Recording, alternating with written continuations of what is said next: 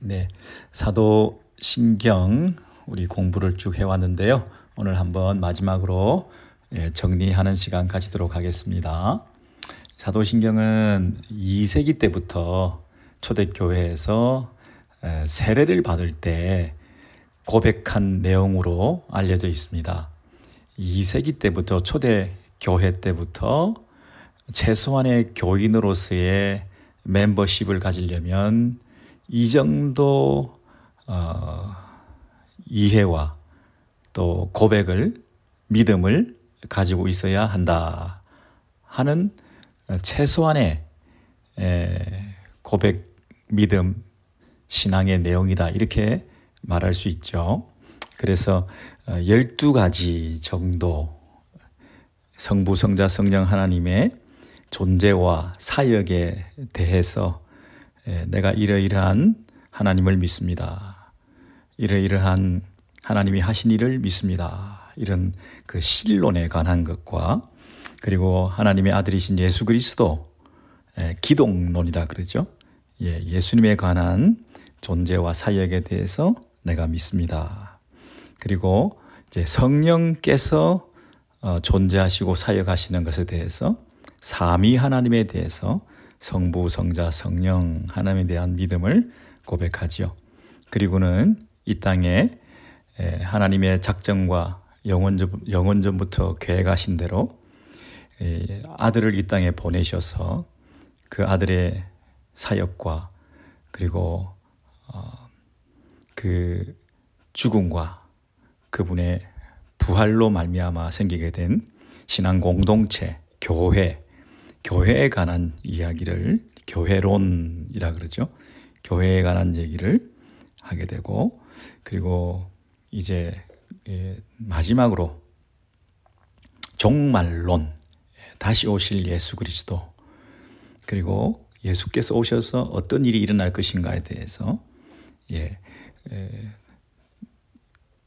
믿는 내용들이 뭔가 우리의 몸이 다시 살고 그리고 또 죽음 이후에 세상 종말 이후에 어떤 일이 일어나게 되는가 하는 것을 믿는 내용, 그 종말론. 그래서 신론, 기독론, 그리고 성령론, 그리고 교회론, 그리고 종말론. 흔히 이것을 조직신학이다 이렇게 얘기를 하는데요. 그 주제별로 하나님에 대해서, 교회에 대해서, 그리고 종말에 대해서 우리가 믿는 것들을 체계화시킨 조직적으로 신학을 세워놓은 그런 구조에 의해서 12가지 정도 믿음의 그 고백의 신앙의 내용을 담아있는 그래서 기독교의 아주 그 핵심적인 교리적인 가르침을 사도신경에 초대교회 때부터 전통적으로 간추려져 왔던 그 내용들이 오늘날 우리 손에 들려져 있고 우리 입술로 고백하는 그래서 우리 기독교의 참으로 중요하고 그리고 아름다운 신앙의 전통을 우리가 고백하고 가지게 되었다는 것에 대해서 하나님께 감사하죠. 사도신경 이렇게 12가지 이렇게 성경에 딱 기록되어 있는 것은 아니지만 성경의 내용들을 이렇게 교회사적으로 정리해서 우리 교회에 이렇게 주어져 있는 것은 이것은 하나님이 하신 것이다 이렇게 감히 말할 수 있는 거죠. 그래서 우리는 이 귀한 신앙 고백의 터 위에 우리 교회가 세워져 있고 그리고 날마다 이 고백을 우리 입술을 통해서 함으로써 우리가 믿는 바 우리가 정체성을 스스로 확인하게 되는 거죠.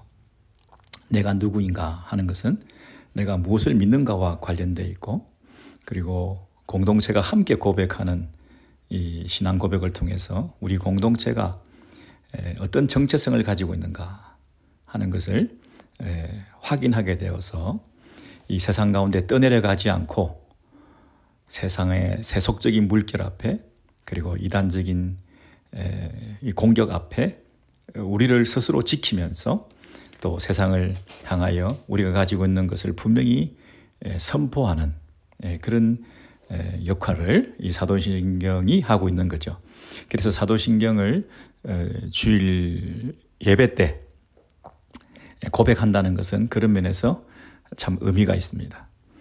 사도신경을 고백하지 않는 우리 교회들도 가끔 있을 수 있고요. 심지어 이단들도 사도신경을 반대로 또 고백할 수도 있겠죠. 그런데 사도신경을 고백하느냐 여부에 따라서 그것이 정통교회다, 이단교회다, 좋은 교회다, 나쁜 교회다 이렇게 말할 수는 없지만 그래도 사도신경을 소중히 여기고 사도신경을 빠뜨리지 않고 사도신경을 함께 공유하는 이런 신앙 공동체를 가지는 것이 그것이 보다 더 바람직하지 않겠는가. 근데 문제는 사도신경을 입술로 고백은 하는데 그 내용을 잘 헤아리지 못하고 깊이 이해하지 못한 채 그저 하나의 예배 순서로 넘어간다든지 하나의 주문처럼 그냥 읊조린다든지 하는 경우도 왕왕 있고 사도신경의 그 깊은 내용들을 잘 모르는 채로 그냥 일평생 그냥 입으로만 고백해 왔던 그런 면에서 좀 안타까움이 있는 거죠. 그래서 이번 기회에 사도신경 한 절 한 절 단어 하나하나를 우리가 곱씹으면서 역사적으로 또 캐톨릭과의 비교를 통해서 그리고 신학적으로 그리고 문법적, 역사적, 신학적 해석을 통해서 이 사도신경의 그 의미들을 우리의 입술로 제대로 고백할 수 있도록 우리가 한번 찬찬히 지금까지 공부했던 것들을 좀 복습해 보시고 그러면 좋겠습니다. 늘 말씀드리지만 신앙 고백입니다. 사도신경은 하나의 경전으로 끝나는 것이 아니고 날마다 우리에게 우리 입술을 통해서 우리 공동체 안에서 고백되어져야 되는 것입니다. 좀 고백이라고 하는 것은 굉장한 진실성이 있어야 됩니다. 고백한다 그래 놓고 거짓말을 하면 안 되는 거죠. 고백한다고 해놓고 자기가 하는 말이 무슨 말인지 모르면 안 되는 거죠. 진심으로 해야 됩니다. 고백한다고 해서 여러 번 고백한다고 해서 고백할 때마다 그 진실성이 떨어지면 안 되는 거죠. 우리가 연애 감정을 가지고 또는 부모와 자식 간에 또 사랑의 고백을 한다 이렇게 할 때 그 사랑을 고백한다는 것은 굉장히 자신의 무게를 자신의 그 삶을 자신의 체중을 실어서 고백을 해야 되는 거지 굉장히 가볍게 경망스럽게 그리고 습관적으로 그리고 어제 했으니까 오늘은 대충 하고 그런 거 없죠. 고백할 때마다 사랑한다 사랑의 고백을 할 때마다 그 진심을 다해서 해야 되는 것이고 내가 하는 말의 의미를 상대방이 알아들어야 되는 거죠. 혼자만 주문처럼 해서는 안 되는 거죠. 상대가 받아들여야 되는 것이 고백이죠. 우리가 사도신경으로 우리의 신앙을 고백하겠습니다. 그러면 하나님 앞에서 그 고백이 받아들여져야 되는 거죠. 근데 내가 그 의미도 모른 채 주문처럼 하는데 그 고백이 상대방을 감동시키고 그 고백을 받아들이고 흡족해 하고 사랑합니다. 그 고백을 상대가 받아들이고 기뻐할 수 있도록 하는 고백이 되려면 우리는 매 순간 예배 드릴 때마다 이 사도신경을 고백할 때 이러한 감동, 이러한 경이로움, 이러한 마음속의 기쁨, 그리고 진심, 그리고 그 말에 대한 책임, 그 말에 대한 이해, 이런 것들이 실려서 그 고백을 해야 되지 않겠습니까? 그리고 그 예배에 보통 제일 초두에 처음에 이 사도신경을 고백하게 된다는 것은 예배 공동체에 우리가 속해 있는 우리 모두가 이렇게 하나로 함께 모여 있는 것은 무엇에 근거해서 그러냐면 이민을 왔기 때문도 아니고 그리고 어떤 교육적인 배경이 비슷해서 그런 것도 아니고 고향이 비슷해서도 아니고 한국 사람들이라서 우리끼리 모여 있는 것도 아니고 그런 어떤 소셜 집단으로서 또는 인종적인 동일체로서 또는 이민자들이기 때문에 우리가 우리끼리 모여 있는 그런 지역성이나 편향성을 우리가 가지고 있는 것이 아니라 우리가 함께 예배에 나와서 우리를 하나로 묶을 수 있는 것은 같은 신앙 고백을 가졌기 때문이라는 거죠. 예, 고백 공동체라고 하는 사실을 우리가 잊지 말아야 되겠습니다. 그러면 우리가 이 교회에 모여서 예배를 드릴 때 처음에 고백한 그 사도신경과 연결되어서 예배가 드려져야 되겠죠. 처음 시작할 때 그냥 사도신경하고 고백하고 그 다음에는 우리 마음대로 하는 예배가 아니라 처음에 내가 고백했던 그 성부, 성자, 성령 하나님에 대한 신앙을 바탕으로 해서 그 삼위 하나님에 대한 찬양이 드려져야 되는 거죠. 그 고백의 대상, 사랑의 고백의 대상이신 그분께 우리의 찬양과 간구와 기도를 통해서 우리가 전심으로 예배해야 되는 것이죠. 그래서 첫 순서인 사도신경과 그 고백과 함께 그 고백의 대상이신 사랑의 대상이신 그분에 대한 우리의 온 마음으로 드리는 찬양, 그리고 그분으로부터 내려오는 말씀, 은혜, 이것을 기대하면서 그 하나님의 지혜와 능력을 덧입겠다고 하는 그런 자세로, 겸비한 자세로 예배를 드려야 되는 거 아니겠습니까? 그리고 그 사도신경에서 고백했던 교회, 그리고 제사함, 성령, 이런 것을 전심으로 진짜로 고백했다고 한다면 예배 내내 성령님을 의존하고 성령님을 통해서 주시는 말씀을 받아들일 뿐만 아니라 그 말씀을 이해하는 것도 성령께서 말씀으로 성경의 원저자이신 성령께서 깨닫게 해주시는 것이고 기억나게 해주시는 것이고 전적인 성령에 의존한 예배가 돼야 되겠죠. 말씀을 전하는 자도 자기 말재주로 전하는 것이 아니고 성령에 의존해서 그 말씀이 전파되어져야 되고, 그리고 성령께서 마음문을 열어주시고 그 말씀이 깨달아지게 하시고 그 말씀에 거룩한 부담을 갖게 하시고 하는 그런 모든 작업들은 성령께서 하시는 거죠. 그저 사람들끼리 왔다 갔다 하는 그런 정도로 예배와 설교 시간이 끝나고 나면 그 이후에 아무것도 열매가 나타나지 않는 거죠. 성령께서 파워풀하게 역사하셔서 마음을 열어서 그 말씀이 성령의 말하게 하심을 따라 그 말씀이 전파되어지고 그 말씀을 받아들이게 되었을 때에 이제 삶 가운데 구체적인 성령의 열매를 맺게 되는 거 아닙니까? 삶 속에서 생각나지 않는 말씀의 그 이유가 뭘까요? 성령께서 말씀과 예배의 현장에서 역사하지 않았기 때문에, 성령에 강하게 사로잡히지 않았기 때문에 말씀을 전하는 자나 듣는 자가 성령의 역사로 그 일을 하지 않았기 때문에 말씀을 듣고도 다 흘러버리고 기억도 안 나고 하는 그런 일들이 계속 반복된다고 하는 것은 우리의 그 사도신경의 그 고백에 걸맞은 예배를 드리지 않았기 때문이다. 처음에 사도신경은 고백했는데 성부, 성자, 성령 하나님을 믿는다 해놓고는 그 다음에는 자기의 능력을 믿고 자기의 말재주를 믿고 그리고 자기의 이해력을 믿고 그렇게 예배를 때우고 예배를 마무리하고 끝나버리니까 성령께서 주도하시고 성령께서 우리의 삶을, 우리의 예배를 주장하시는 그런 강력한 임재를 경험하지 못한 채 삶 속에서도 결국 실패하고 말고 말씀도 기억이 안 나고 하는 그런 이 반복적인 이런 우를, 실수를 계속하고 있는 이런 면에서 첫 예배 시간 초두에 사도신경을 어떻게 고백하느냐가 예배와 그리고 생활 예배의 모든 영역에서 영향을 미친다, 이렇게 보는 것입니다. 예배를 잘못 드리고 예배에 감격이 없고 그리고 생활 예배 삶 가운데서 역동적인 그런 신자의 삶을 살아내지 못하는 이유는 뭐냐면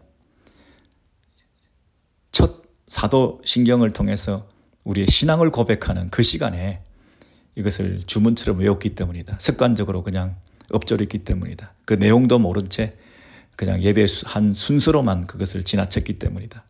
저는 그렇게 생각하는 것입니다. 그래서 사도신경을 처음에 잘 이해하고 어떻게 제대로 고백하느냐, 이것은 우리의 예배와 우리의 전 신앙생활을 결정짓는 가장 중요한 일이다, 이렇게 여기게 되는 것이죠. 아무리 강조해도 지나침이 없는 우리 사도신경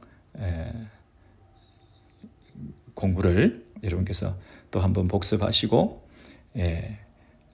자신의 신앙을 점검해 보시면 좋겠습니다. 다시 한번 말씀드리지만 이것은 고백입니다. 사랑의 고백입니다. 그러므로 떨림이 있으셔야 됩니다. 떨림이 있으셔야 됩니다. 고백할 때마다 마음에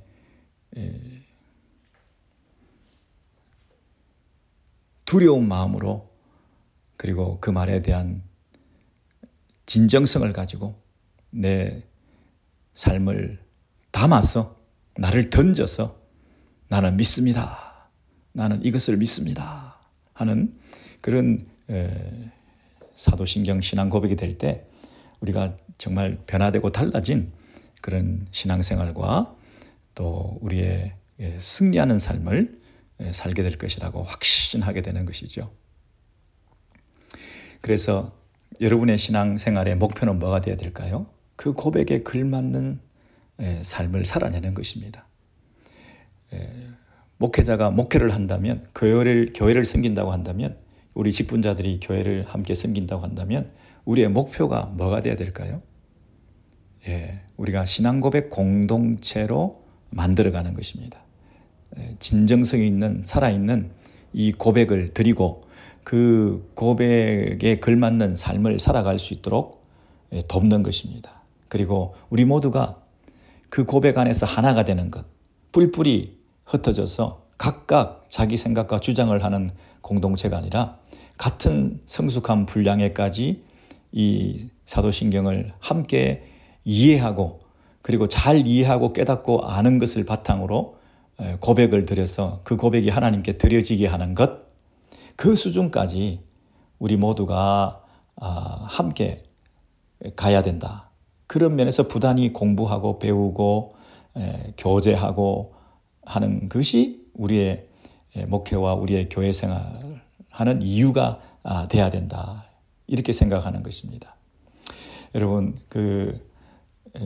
사도신경이 고백이라고 하는 부분에서 우리가 의심하지 마셔야 됩니다. 왜냐하면 사도신경 그러면 사도적 신앙을 우리가 이어받았다 하는 면에서 사도적 고백이다, 이렇게 얘기하는 것이거든요. 사도의 고백이 아닙니다. 우리가 지금 사도신경으로 신앙을 고백하겠습니다 하는 말은 우리의 신앙을 사도의 고백을 그대로 이어오는 것이 아니라 사도적 고백을 우리도 함께 고백하는 것을 말합니다. 왜냐하면 흔히들 사도신경 그러면 사도들의 고백이다, 사도들이 고백했던 것을 왜 우리가 지금 고백할 필요가 뭐가 있느냐, 이렇게 얘기하는 사람들도 있거든요. 그래서 전설에 의하면 이 사도신경이 총 12가지 문장으로 되어 있는데 12가지 문장을 한 문장씩 12제자들이 모여가지고 한 사도가 하나씩 고백함으로 이제 12사도들의 그 신앙 고백이 완성되어서 오늘날까지 우리에게 이르르고 있다, 이렇게 조금 미화해서 그냥 만들어낸 이야기 같은 그런 얘기가 있습니다. 12제자 같으면 그럼 가룟 유다도 포함됐다는 얘기인데 그것이 어느 정도 정통성을 가지는지 모르겠습니다만은, 여기서 우리가 다시 말씀드리지만 12사도의 고백을 우리가 받아들고 우리도 그것을 고백한다는 것이 아니고요. 12사도가 가졌던 그 신앙을 우리도 신앙을 전수받아서 동일한 사도의 선지자의 터 위에 세워진 교회에서 그러한 동일한 믿음을 고백하는 사도적 고백을 하고 있다. 이렇게 정리를 하셔야 됩니다. 그래서 옛날 사도들의 고백을 왜 우리가 그들이 했던 고백을 우리가 왜 하냐? 그런 것이 아니라 사도적 고백이다. 사도들이 고백했던 그 내용들을 우리가 잘 이어받아서 같은 동일한 믿음을 오늘도 우리 교회에 허락해 주셨기 때문에 그 교회가 사도들의 신앙 고백의 터 위에 세워진 것이 교회니까 우리는 이 교회가 신앙 고백의 터 위에 세워졌다 이렇게 믿는 거죠. 그래서 오늘날 이 시대에 교회에 속한 사람들도 같은 사도적 고백을 해야 된다, 할 수 있다 이렇게 이해하셔야 되는 거죠. 다시요. 사도의 고백을 우리가 여기서 반복할 필요는 사실 없는 거죠. 근데 사도의 신앙 고백의 터 위에 이 교회가 세워졌기 때문에 이 교회는 사도적 고백을 동일하게 우리가 고백하게 되는 거죠. 왜냐하면 이 교회가 사도들의 신앙의 고백의 터 위에 세워졌기 때문에. 그래서 우리도 그 사도의 고백의 터 위에 세워진 교회로서 그 사도적 고백을 이어받고 있는 것이죠. 네, 그래서 예를 들면 베드로가 마태복음 16장 16절에서 너는 나를 누구라 하느냐? 라고 예수께서 물으셨을 때 주는 그리스도시요 살아계신 하나님의 아들이십니다. 여러분 여기서 주, 그리스도, 하나님의 아들 이런 것은 굉장한 신앙 고백이거든요. 예수님이 어떻게 우리의 주가 되시고 우리의 메시아가 되시고 우리의 그리스도가 되시고 그리고 그분이 인간으로 이 땅에 오셨는데 그분을 하나님의 아들이다. 어떻게 이렇게 말할 수 있겠습니까? 이러한 그 고백을 하게 하신 것은 베드로 자신의 능력이 아니라 하나님께서 그러한 고백을 하게 하셨다. 그러한 믿음을 주셨다. 그래서 그러한 신적인 기원을 바탕으로 해서 그 고백의 터 위에 내가 이 반석 위에 내 교회를 세운다 그랬잖아요. 그래서 이 반석 위에 내 교회를 세운다 할 때 이 교회는 신적인 기원을 가지고 있습니다. 그리고 이 교회는 무슨 터 위에 세워졌다고요? 이 반석 위에, 이 반석이라고 하는 터는 물질적인 반석이 아니라 물리적인 어떤 터가 아니라 이 반석은 금방 고백했던 베드로의 신앙 고백의 터 위에 세워졌다. 이 천주교에서 말하는 베드로 사람의 터 위에 이 교회를 세운다. 이 베드로가 초대 교황이다. 이건 잘못된 성경 해석이겠죠. 네. 그래서 베드로가 했던 그 신앙 고백의 터 위에 이 교회가 세워졌다. 아니면 제3의 해석으로 예수 그리스도 이 반석 위에를 예수님의 터 위에 차라리 그렇게 얘기를 하는 것은 괜찮겠습니다. 왜냐하면 베드로가 신앙 고백한 그 내용이 주는 그리스도시요 살아계신 하나님의 아들이시다 이렇게 예수님에 관한 고백을 했기 때문에 그 예수님의 터 위에 그렇게 차라리 얘기를 할지언정 이것이 베드로 한 사람의 터가 될 수가 없는 거죠. 그래서 우리 교회는 예수께서 내 교회를 세우리니 할 때 그 교회는 무슨 터 위에 세워졌다고요? 예수에 대한 신앙 고백의 터 위에 세워졌다. 그러므로 우리는 이 교회에 속한 자로서 이 고백을, 이 신앙 고백을 하지 않고서는 이 교회에 속할 수가 없는 거죠. 그것이 교회 멤버십을 가지게 되는, 세례를 받게 되는 제일 첫 번째 관문이라는 것입니다. 다시요. 사도신경은 그런 면에서 참 중요하다. 이것은 신앙 고백이기 때문이다. 우리는 고백 공동체 안에 속해 있다. 이 신앙 고백이 가장 최우선의 우리의 신앙의 목표가 되고 또 같은 신앙 고백을 가진 교회 공동체가 함께 예배드리고 신앙생활하는 것이 결정적으로 우리의 신앙생활에 중요한 것이다. 그것은 사도들이 어떻게 신앙을 고백하고 이 교회를 지켜왔느냐 하는 부분에서 우리가 베드로의 신앙 고백에 대해서 우리가 배우게 되었고요. 로마서 1장 2절, 3절, 4절 같은 데 봐도 로마서 1장 2절, 3절, 4절 같은 데 꼭 보시면 이 복음은 하나님의 아들 예수 그리스도 우리 주에 관하여 성경에 미리 약속하신 것이다. 육신으로는 다윗의 혈통으로 성결의 영으로는 죽은 자들 가운데서 부활하사 하나님의 아들로 선언되셨다. 이런 내용들이 이런 이 복음은 그랬습니다. 그래서 인성과 신성을 가지신 예수 그리스도에 대해서 분명히 로마서에 말씀을 하고 있고요. 그러한 그 예수 그리스도에 대한 바른 복음의 터 위에 이제 우리가 이 교회가 세워져 있다라고 로마서를 쓴 사도 바울이 로마 교회를 향해서 이 교회가 무엇에 근거해서 세워졌는지, 그리고 너희가 받은 복음은 무엇에 관한 복음인지, 이 복음은 하나님의 아들 예수 그리스도 우리 주에 관하여 우리에게 약속하신 것을 지금 전하는 것이다. 이렇게 로마서에서도 말하고 있는 거죠. 그래서 이 로마 교회는 이 복음은 이 신앙 고백의 내용이 없이는 바른 교회가 세워질 수 없다. 그 얘기를 계속하고 있습니다. 그의 아들, 하나님의 아들 예수 그리스도 우리 주에 관하여 이 복음이 우리들에게 선포하고 있는 것이다. 그래서 그걸 늘 고백하는 교회 공동체가 되어야 된다. 이렇게 말하는 거잖아요. 빌립보 교회를 향해서도 예수 그리스도 그분은 하나님과 본체시이지만 하나님과 동등됨을 취하지 아니하시고 그랬죠. 그래서 자신을 비워 종의 형체를 입고 이 땅에 오셔가지고 그분이 죽기까지 복종하셨다. 그러지 않습니까?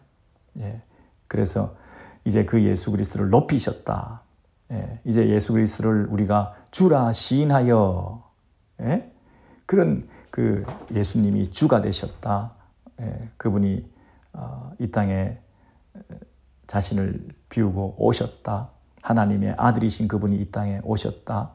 그리고 그분의 죽으심과 부활에 대해서 그리고 그분을 높여 주셨다는 이런 모든 예수 그리스도에 대한 그런 고백, 이것이 빌립보 교회의 복음의 기초가 되는 거죠. 그래서 우리 모든 교회들, 로마 교회, 빌립보 교회, 데살로니가 교회, 모든 교회들이 이러한 그 예수에 대한 고백을 근거로 해서 교회가 세워지는 것이지, 이 고백이 흐리멍텅한 교회가 될 수가 없는 거죠. 그래서 끝까지 우리가 기억할 것은 고백 공동체다. 늘 예수님에 대한, 하나님의 아들이신 예수가 누군가에 대한 바른 이해와 정립이 없이는 흔들릴 수밖에 없는데, 초대교회 때부터 이단들이 그것을 공격하면서 예수님의 신성과 인성을 부인하고 예수님의 인성만 인정하고 신성을 인정하지 못한다든지 그 반대로 한다든지 하는 그런 방식으로 이 예수님에 대한 바른 고백을 흐트러 왔거든요.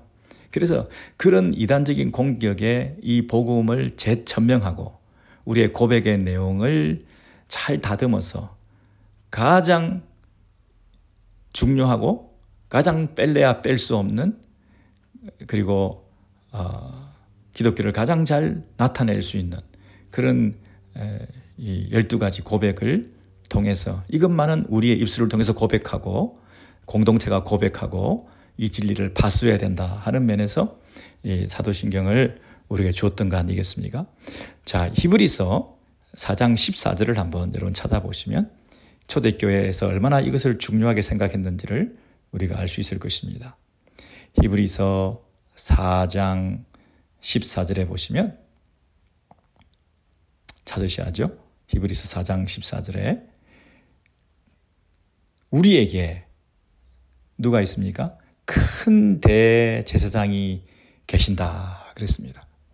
여러분, 큰 대제사장이 계신다는 얘기는 그분이 중보자라는 뜻인데, 제사장은 중보자 아닙니까? 근데 무엇과 무엇을 연결하는 중보자인가요?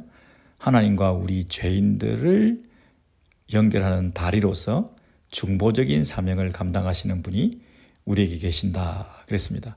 큰 대제사장 그랬습니다.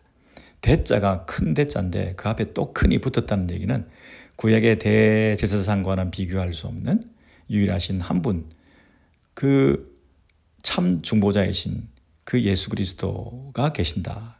근데 그 예수님께서 우리의 중보자가 되신다는 얘기는 그분이 중보자는 항상 양편을 다 가져야 되는 거 아닙니까? 그래서 그분은 신성을 가지셨을 뿐 아니라 또 인성을 가지셨다. 그래야 양쪽을 연결하는 진정한 제사장이 되고 중보자가 되는 것이거든요. 그래서 예수 그리스도 그분이 우리에게 큰 대제사장이다 이 말은 하나님과 우리 사이에 유일하게 연결할 수 있는 신성과 인성을 동시에 가지신 분으로서 이 땅에 오셨는데 그분이 뭐 하셨다고요? 승천하셨다 그랬습니다. 우리에게 큰 대제사장이 계시니 승천하시니 그랬습니다. 승천하셨다는 얘기는 그분이 하늘로 올리우셨다는 얘기인데 올리우시기 위해서는 그분이 내려오셨었어야 되지 않습니까? 그래서 그분의 성육신, 그분의 이 땅에 오셨던 사건과 그리고 그분이 이 땅에 오셔서 고난당하시고 죽으시고 부활하신 다음에 승천하셨거든요. 그래서 그분의 승천하신 이 말 속에 담겨 있는 그분의 성육신과 고난과 죽음과 부활과 이 모든 것이 다 포함되어 있는 거죠. 승천하신 그분이 누구라고요? 곧 하나님의 아들 예수 그리스도라 이렇게 얘기했습니다. 그분이 이 땅에 오셔서 중보의 역할을 하시고 죽으시기까지 하시고 하늘로 올려오셨는데 그분이 세상에 하나님의 아들이다 이렇게 얘기를 하는 거죠. 하나님의 아들. 근데 그분이 한 인간의 이름을 가진 예수라 그랬습니다. 그 예수라고 하는 이분이 도대체 누구냐? 하나님의 아들이다 할 때 그 아들의 개념이 성부 하나님과 성자 예수 그리스도 간의 독특한 관계를 이 부자지간으로 설명하고 있는 것이거든요. 아들 그러면 아버지가 계시고 그 아버지가 아들을 낳았기 때문에 시간적으로 아버지가 먼저 계셨다 이렇게 오해하기 쉬운데 삼위 하나님 사이의 관계는 시간적인 우선순위가 있는 것이 아니라 하나님과 성부 하나님과 성자 예수 그리스도 사이의 그 관계가 원래부터 함께 계셨던 삼위 하나님의 존재 방식을 우리가 이해할 때 그 아들이라는 개념이 현재 우리가 쓰고 있는 그 아들과는 그 개념이 다른 거죠. 부자지간의 그 아들의 그 파편처럼 조각처럼 한 부분이 그것이 이해를 돕기 위한 설명이 가능할지 모르지만 여기서 말하는 하나님의 아들 그 말은 나중에 생긴 아들이 아니라 원래부터 함께 계셨던 하나님과 성부 하나님과 성자 예수 간의 그 독특한 관계. 그래서 하나님의 아들 할 때 외아들이라는 말을 쓰는데 그 외아들 우리 주 예수 그리스도 할 때 외아들이라는 말은 유니크한 관계를 말하는 것이 only son을 말하는 것은 아니죠. 하나밖에 없다는 면에서 독자 개념이 아니라 하나님과 성부 하나님과 성자 하나님 사이에 독특한 관계, 그것이 하나님과 예수 그리스도의 관계라고 설명하게 되는 것입니다. 그래서 이 히브리서 4장 14절을 우리가 다시 한번 확인해 보시면 그 아들 예수시라 해놓고 그 밑에 뭐라고 되어 있죠? 우리가 믿는 도리를 굳게 잡을지어다 그랬습니다. 다시요. 우리에게 큰 대제사장이 계시니 승천하신 이 곧 하나님의 아들 예수시라. 우리가 믿는 도리를 굳게 잡을지어다. 여러분, 믿는 도리를 굳게 잡을지어다. 이것이 뭡니까? 초대교회 때부터 교회 안에서 신앙 고백 공동체 안에서 신앙하는 바, 믿는 도리, 이 교리, 믿는 도리, 믿는 도, 우리가 양보할 수 없는, 우리 속에서 다듬어져 가고 있는, 세례를 받을 때라도 최소한 이것만은 믿어야 된다고 하는, 최소한 이것은 모르면 안 된다고 하고 가르쳐지게 되었던 그 12가지 정도의 그 믿음의 도리, 그것을 굳게 잡을지어다 그랬습니다. 그 굳게 잡지 않으면 어느새 이단적인 가르침이 들어와서 그것을 흐트러 놓을지 모르기 때문에, 그래서 우리의 믿는 도리를 굳게 잡을지어다. 그 믿는 도리가 뭐라고요? 큰 대제사장, 그리고 성천하신 분, 그리고 하나님의 아들 예수, 예수라는 한 청년이 하나님의 아들이셨다는 사실, 인간의 몸을 입고 이 땅에 오신 성육신 사건, 그리고 하나님의 아들이란 말 속에 담겨있는 성부 하나님과 성자 하나님과의 독특한 관계, 삼위일체, 그리고 성천하신 분이라는 그 말 속에 담겨있는 그분이 오신 분이라는 것, 성육신, 동정녀 탄생, 그리고 그분의 죽으심과 부활, 그리고 하늘로 올라가신 그분, 그분의 사역과 존재에 대해서, 그리고 그분의 정체는 뭐냐면 큰 대제사장이래요. 그분이 왜 오셨느냐? 하늘과 땅을 연결하기 위해서. 왜 하늘과 땅을 연결할 수밖에 없냐? 우리는 감히 하나님께 나아갈 수 없기 때문에, 우리가 가진 죄, 우리의 가진 근본적인 우리의 한계, 이런 것들을 우리가 고백하고, 우리는 죽을 죄인입니다. 우리는 심판받아 마땅합니다. 우리는 가만히 내버려두면 다 지옥 갈 존재들이었습니다. 근데 그분이 이 땅에 오셔서 우리가 하나님께로 나아갈 수 있는 길을 열어주신 거죠. 그래서 그분이 하나님과 우리 사이에 연결하는 중보자로, 제사장으로 오셨기 때문에 그분은 하나님이시기도 하고, 또 우리를 책임지시기 위해서 우리와 같이 연약함을 체휼하시고 인간의 몸을 입고 친히 이 땅에 오셔서 완전한 사람이 되심으로 우리의 진정한 구원자, 중보자가 되시기 위해서 그분은 인성을 가지신 분이시죠. 이러한 그 신앙 고백의 내용, 우리의 믿는 도리, 그것을 굳게 잡을지어다. 그것을 굳게 잡지 않으면 언제 어떻게 또 흔들릴 수 있을지 모르기 때문에, 초대교회에서부터 계속해서 우리에게 강조한 것은, 그래서 오늘도 우리가 사도신경을 고백하고 공부하면서 우리가 믿는 게 뭔가, 우리의 믿는 도리가 뭔가, 우리는 무엇을 믿어야 되는가 하는 것들을 잘 정리해서 그것을 굳게 잡을지어다. 이러한 믿음으로 우리가 나아가야 되겠죠. 그래서 전능하사 신론 제일 처음에 천지를 만드신 하나님 아버지를 내가 믿사오며, 이런 얘기도 그냥 드라이하게 주문처럼 그냥 막연하게 하나님은 전능하시고 나는 창조주를 믿습니다, 이런 정도가 아니라, 그분이 전능하셔서 천지를 만드신 하나님이신데 그분이 나의 아버지가 되십니다. 아버지를 내가 믿사오며 할 때 이런 개인적인 관계, 이 천지를 만드셨다는 것이 나하고 별 상관이 없어 보이고, 이것이 천지를 만드신 하나님이 천지를 만드신 분이시다는 그 고백을 내가 믿습니다 할 때 그 어떤 전율이 느껴지지 않습니까? 그냥 늘 있는 우주, 늘 있는 세상, 변함없이 이 세상은 돌아가고 있으니까 그것에 대한 우리의 사도신경을 전능하신 창조주 하나님을 믿습니다, 이 고백이 그냥 무덤덤하게 고백할 때가 참 많이 있거든요, 사실은. 그런데 그렇지 않습니다. 이 세상 가운데 지금도 역사하시고 계시고, 이 세상을 만드시고, 이 세상 가운데서 당신의 창조 사역을 계속하고 계신다고 하는, 어제 다르고 오늘 다른, 아침 다르고 저녁 다른 그분의 그 창조의 사역이 지금도 당신의 그 섭리 가운데 계속되고 있다고 하는 그 사실이 주는 그 마음의 감동, 이런 게 우리가 식어지면 안 됩니다.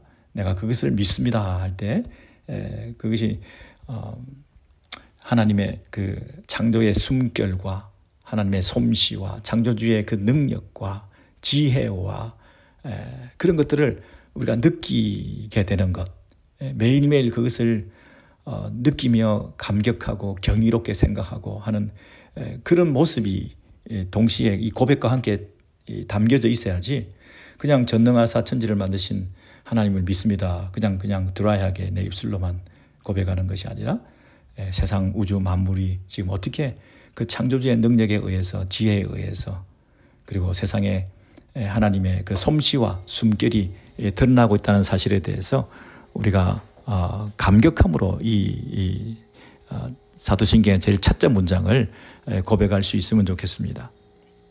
우리가 어린아이를 볼 때 이 어린아이가 막 태어나서 뭐 말도 하고 뭐 뒹굴기도 하고 때로는 뒤뚱거리기도 하고 걸어 다니기도 하고 자기 스스로 뒤집기도 하고 일어나기도 하고 어떤 때는 뭐 그런 적이 있고 옹알이도 하고 말도 뭐 하고 뭐 이런 게 점점 이렇게 발전해 갈 때 그게 나중에 지나고 보면 일취월장해서 크게 성장하고 변화가 있는 것 같지만 하루하루 매일매일 볼 때는 큰 차이 안 나거든요.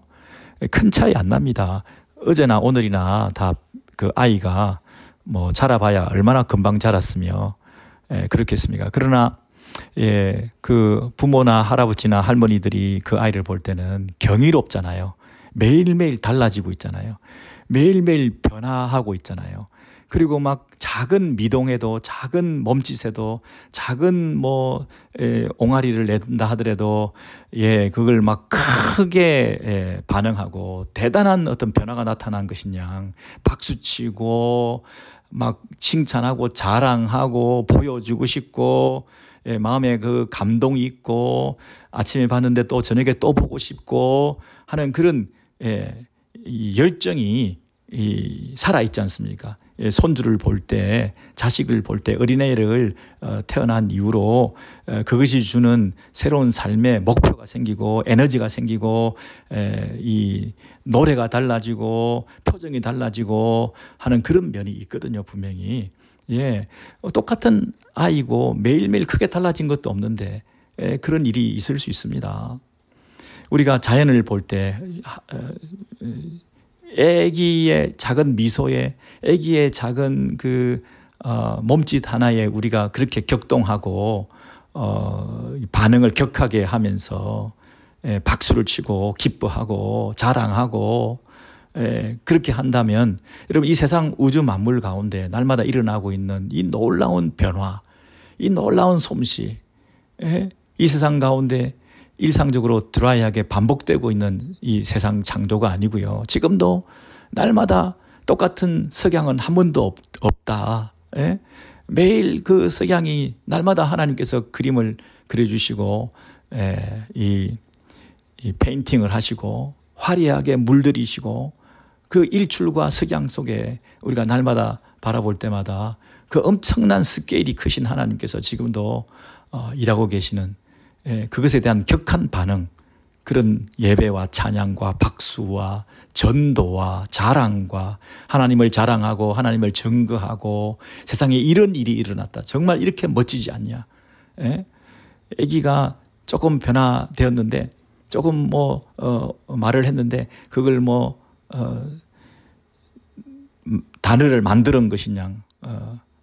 그렇게 자랑하게 되는 그런 어떤 우리가 지나칠 정도로 그런 면이 우리는 왜 이 예배에 대해서는 하나님을 자랑하는 데 대해서는 이 창조 세계를 바라보면서 하나님의 지혜와 솜씨를 노래하는 데 대해서는 왜 이렇게 우리는 인색할까? 왜 이렇게 인색할까? 그 아이가 자라서 청소년기를 지나서 이제 질풍노도의 시기가 되어서 정말 우리를 힘들게 한다.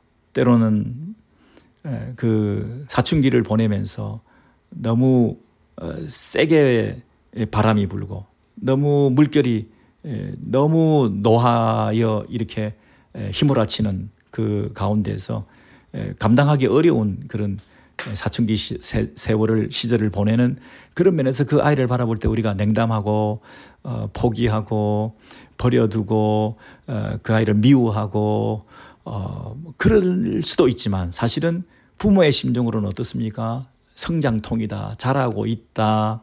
그리고 그런 모습이 오히려 귀엽기까지 하다. 저렇게 말도 안 하고 문을 쾅 닫고 들어가고 하는 그런 과정 속에서도 그 아이의 그 마음을 헤아려주고 또 사려 깊은 반응을 보이고 눈치를 보고 하는 그런 관계성이 계속 되어가는 거 아닙니까? 여러분 이 자연 세상 우주 만물 속에서 일어나고 있는 격변이나 변동이나 또는 자연의 어떤 큰 이상이나 이런 것들 가운데서도 이것이 때로는 하나님의 음성으로 들리기도 하고 하나님의 진노와 또 하나님의 그 사인으로 우리가 들려지기도 하고 그래서 어쨌든 그 관계성을 계속 유지하고 그 가운데서도 자숙하기도 하고 회개하기도 하고 또 숨을 죽이고 기다리기도 하고 두려움 속에서 그 창조주를 더 경외심을 가지게 되기도 하고 하는 그런 일들이 우리 삶 가운데 늘 있을 수 있는 것이거든요. 그래서 하다못해 사도신경 제 첫 구절 전능하사 천지를 만드신 하나님 아버지를 내가 믿사오며 할 때도 정말 그 하나님을 믿는다고 할 때 이 창조 세상 우주 만물 속에 담겨져 있는 우리의 하나님에 대한 신앙 고백이 어떻게 그 입술로만 고백되어지는 것이 아니라 감격으로 경이로움으로 그리고 그 하나님에 대한 경외심으로 예배와 자랑과 칭찬과 그분을 높여드림으로 우리의 삶 속에서 구체적으로 나타나야 될지 그래서 우리의 그 예배도 얼마나 역동적인 예배가 돼야 될지 우리가 창조주 하나님을 믿습니다 해놓고 그 하나님에 대한 경외와 그분을 높여드리는 예배의 행위가 대충 한다는 것은 있을 수가 없는 일 아니겠습니까? 어떻게 전능하신 창조주 하나님을 믿는다고 해놓고 그분에 대한 예배가 그저 습관적으로 끝날 수 있겠습니까? 굉장한 에너지를 실어서 우리의 마음을 담아서 전심으로 그분을 높여드리는 그런 모습이 예배 현장에서 나타나야 되지 않겠습니까? 그래서 이 사도신경은 첫 한 절 문장부터 우리로 하여금 우리의 신앙의 태도와 자세를 달라지게 만들 수 있는 것이다. 이제 그것이 첫 번째 신론이고요. 두 번째 기독론, 그 외아들 우리 주 예수 그리스도를 믿사오니 그리고 이는 성령으로 잉태하사 동정녀 마리아에게 나시고 이게 뭡니까? 기독론 두 번째. 네? 이 성령으로 잉태하셨다. 사람의 몸으로 능력으로 지혜로 일어난 일이 아니라는 거죠.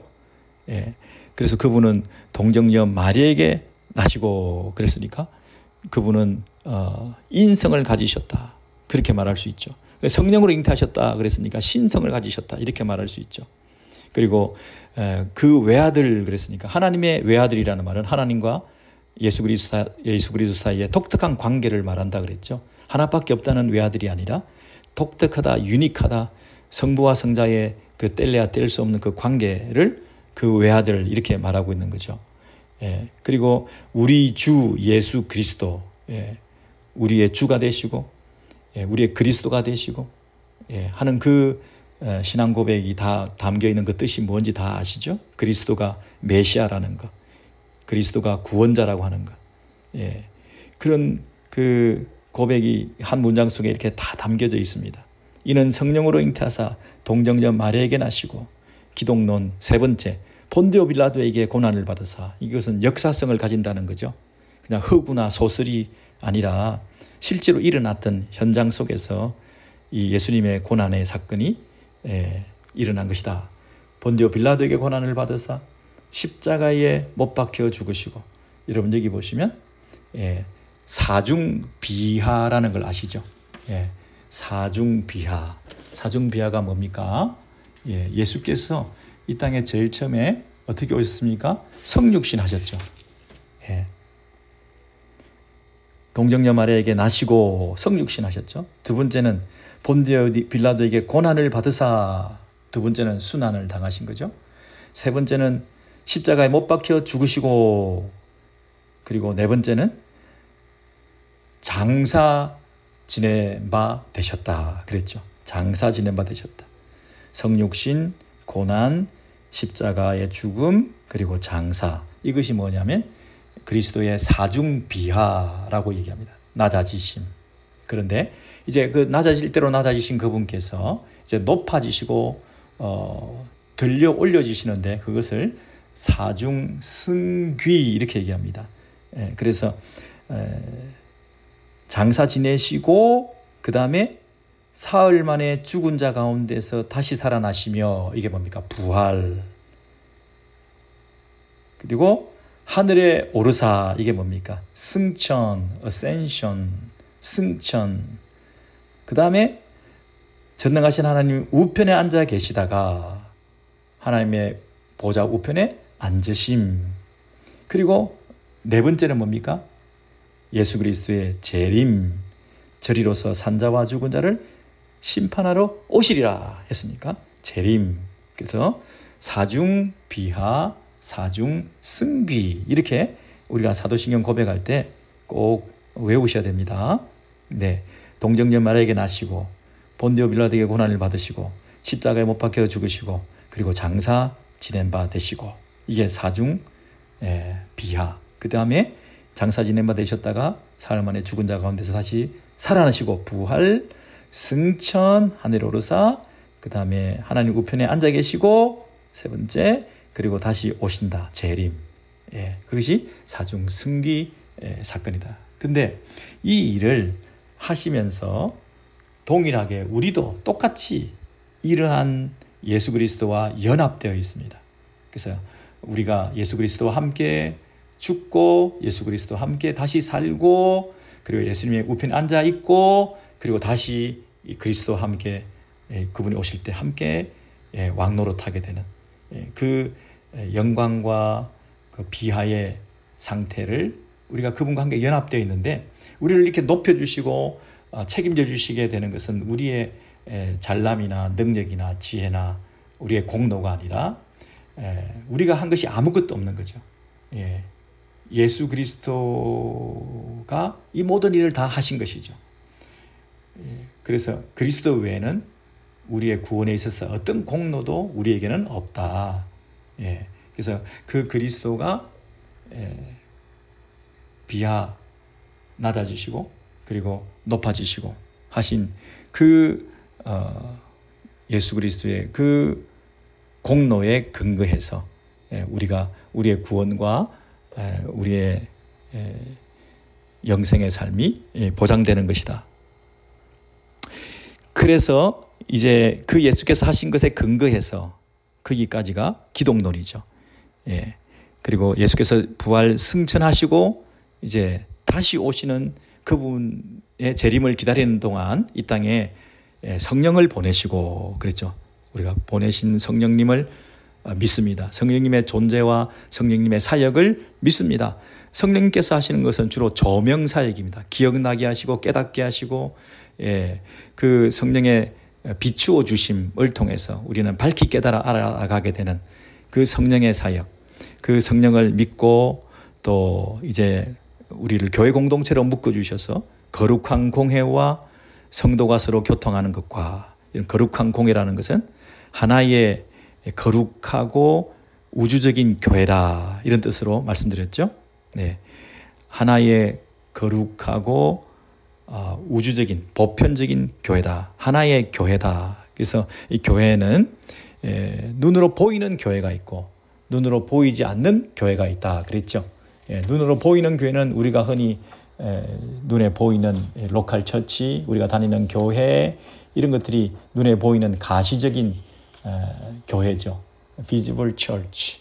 그런데 이 교회, 눈에 보이는 교회만 바라보면 우리가 패배주의에 빠지죠. 야, 요즘 교회가 이래가고 되겠나? 교회가 늘 이런 식으로 우리를 불안하게 만들고 불편하게 만들고 우리를 불만스럽게 만들고, 이 교회 때문에 우리가 부끄러워서 고개를 못 들겠다.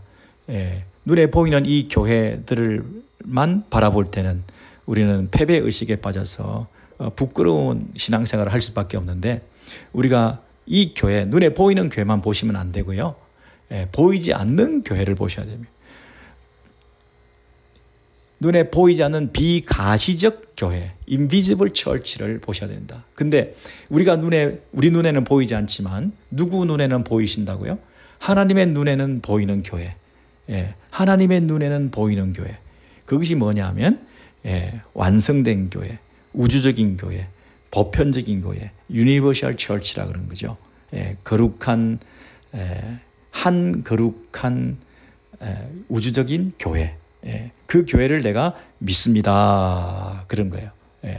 우리가 이 땅에 있는 교회들 때문에 낙심하지 마시고 항상 눈을 들어 완성된 교회, 하나님이 보시는 교회, 우리 눈에 보이지 않는 교회, 비가시적인 교회, 그 교회의 존재를 믿고 교회가 궁극적으로 완성될 것, 교회가 궁극적으로 영화롭게 될 것, 그것을 기대하고 바라볼 때는 이 교회에 대한 믿음이 우리를 살리고 죽이고 하는 거거든요.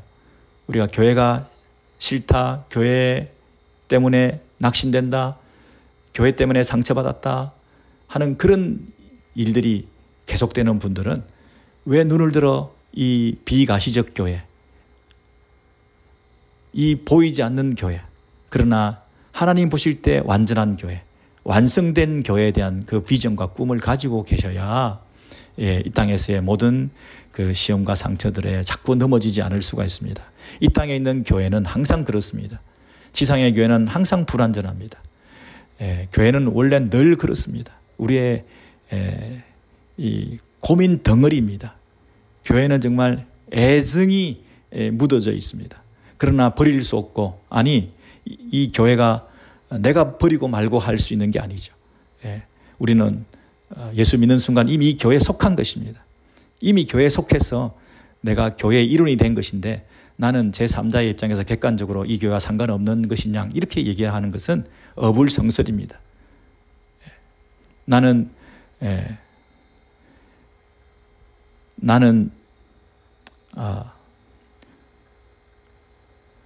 물고기가 물에서 안 살겠다는 것과 똑같은 거죠. 그 자체가 명제가 모순이죠.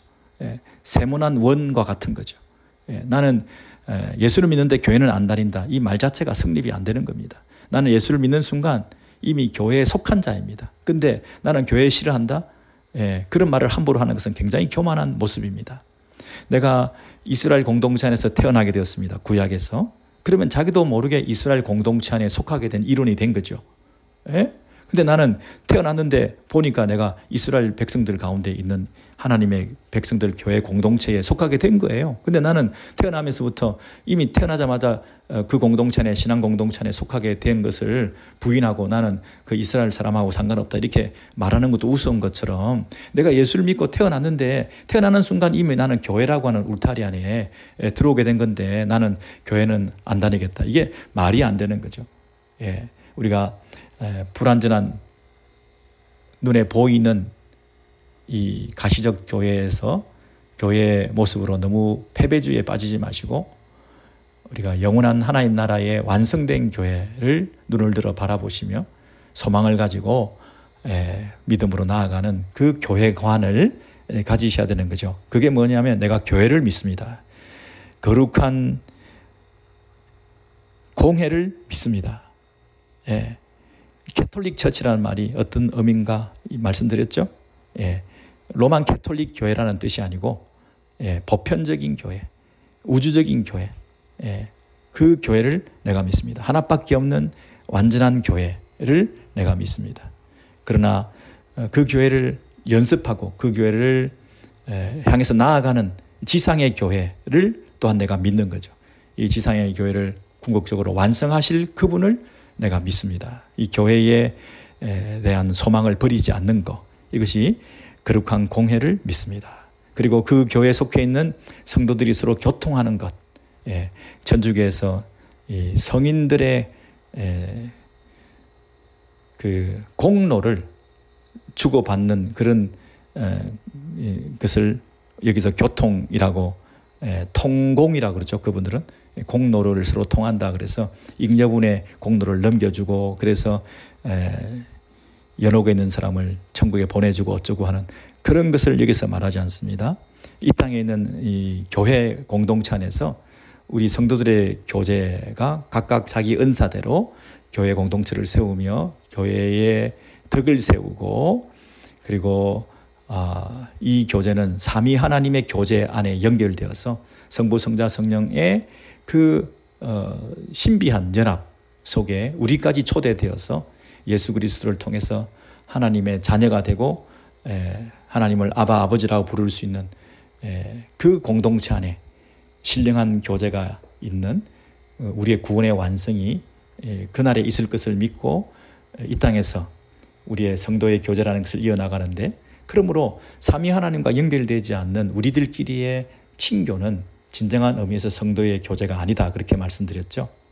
교회의 머리 대신 예수 그리스도, 그래서 머리 대신 예수 그리스도의 통치와 다스림을 받는, 그래서 그 예수 그리스도의 통치와 다스림이 하나님의 말씀의 통치로 이 땅에 주어지게 될 때 그 공동체 안에서 말씀으로 서로 나누고 통치를 받고 그 말씀의 교제를 통해서 함께 성장하고 말씀을 받음으로 하나님의 뜻이 무엇인지를 알게 되고 그 뜻대로 순종해 나가는 삶을 살아가는 그런 면에서 서로 친교하고 교제하고 연합하고 함께 손을 잡고 동력하고, 그리고 그 말씀의 흥왕과 성장과 부흥을 위해서, 그리고 하나님의 복음이 전파되는 그 일에 우리가 외연을 확장해 나가고 선교를 지향하고 하는 그런 면에서 봉사와 구제를 복음 전도 사업의 일환으로 감당하고 하는, 그것이 다 합쳐서 뭐라고요? 성도가 서로 교통하는 것이죠. 예, 그래서 떡을 떼고 또 서로 돕고 내 것을 내 것으로 여기지 않고 이웃을 돕는 그런 신앙 공동체를 이루어가는 것, 그 능력과 그 질서를 내가 믿습니다. 그 다음에 죄를 사하여 주시는 것을 믿습니다. 우리가 고해성사나 이런 방법을 통하지 않고 하나님과 우리 사이에 어떤 중간에 어떤 통로가 있는 것이 아니라 예수 그리스도의 십자가를 붙들고 무시로 담대히 나아가서 우리의 죄를 용서받을 수 있는 그 은혜, 그리고 우리가 형제에 대한 죄를 우리가 어떻게 용서하며 또 우리가 우리의 죄를 사하여 준 것 같이 우리 죄를 사하여 주옵시고 우리가 우리에게 죄 지은 자를 사하여 준 것 같이 하는 그 말 속에서 형제와 또 우리 교회 안에서 얼마나 이 용서의 공동체가 돼야 될 것인가에 대해서 우리가 먼저 용서받은 자로서 1만 달란트 탕감받은 자로서 백단에로운 빚진 자들에게 어떤 태도를 취해야 될 것인지, 우리가 얼마나 관대하고 제너러스한 태도를 취하는지, 이것이 진짜 예수제인가 아닌가를 보게 되는 거죠. 인색하게 굴고 물질에 대해서, 시간에 대해서, 상대방의 관계에 대해서 아주 인색하게 구는 사람들은 사실은 하나님의 그 무한한 용서를 받았는지가 의심스러운 분들이죠. 진정한 용서를 하나님으로부터 받았다고 한다면 우리의 관계에 있어서 이 자애로움, 이 관대함, 이것은 아무리 지나쳐도 지나침이 없는 거죠. 정말 성숙한 그런 모습이 우리 공동체에 나타나야 되는 거죠. 이제 마지막으로 종말론, 몸이 다시 사는 것을 믿습니다. 이게 첫 번째고 종말론에서, 두 번째는 영원히 사는 것을 믿습니다. 그랬죠. 그래서 우리의 몸이 다시 산다, 이 몸의 부활을 믿는다는 건 굉장히 중요한 교리입니다. 그냥 영적인 부활이 아니고요, 몸이 다시 산다. 우리의 영과 육이 함께 다시 부활하게 되어서 영과 육이 하나가 되어서 이 땅에서의 우리의 삶을 종말론적으로 이어가게 되는, 그것이 우리의 구원이다 그랬죠. 어떤 분들은 이 몸이라고 하는 이 육신에서부터 탈출하는 것이 구원이라, 이 몸을 버리는 것이 구원이다. 거짓말입니다. 이 몸이 구원받아야 됩니다. 이 몸의 부활까지가 구원입니다. 그리고 영원히 사는 것을 믿습니다. 시간적인 영원성을 말하지 않고 관계성입니다. 하나님과의 관계가 단절된 영적 죽음 상태에서 관계가 이어지게 되는, 그것을 이 땅에서도 영생을 이미 누리고 살고 있는 것인데, 이 땅에서 영생을 누리지 못하는 사람이 이 땅 너머에서 영생을 누릴 수가 없습니다. 갑자기 죽고 난 다음에 영생을 누릴 수가 없습니다. 왜냐하면 그분과의 관계는 이 땅에 살아있는 동안 이루어져 있기 때문입니다. 그래서 영원히 사는 것을 믿습니다. 시간적 영원성과 함께 관계적 영원성을 가지는 이런 영생의 기독교의 새로운 가르침, 영생이 뭔지, 예수를 믿고 하나님의 생명을 덧입는, 이 땅에서 육신적인 생명으로 살지 않고 부활 생명을 덧입는, 그래서 하나님의 성품을 덧입고 하나님의 백성으로 살아가는 이 영생의 삶, 날마다 호흡할 때마다 하나님을 내 아버지라고 부르며 그 하나님으로부터 오는 능력을, 생명력을 힘입어서 세상과 다른 방식으로 살아가는 그런 모습이 영생의 삶이거든요. 이런 신앙 고백을 12가지 우리가 사도신경을 고백할 때 이러한 내용들을 최소한 우리의 마음에 담아서 이 고백에 걸맞는 예배와 이 고백에 걸맞는 삶이 뒷받침되어서 내가 사도신경을 제대로 배우고 사도신경을 제대로 이해함을 통해서 내 삶이 달라지고 그리고 하나님 앞에서 내 모습이 변화받게 되었고 그리고 내 주변의 많은 사람들에게 내가 정말 예수 믿는 사람으로 인정받을 수 있는 그런 성숙한 그런 성도들이 다 되어야 될 줄로 믿습니다.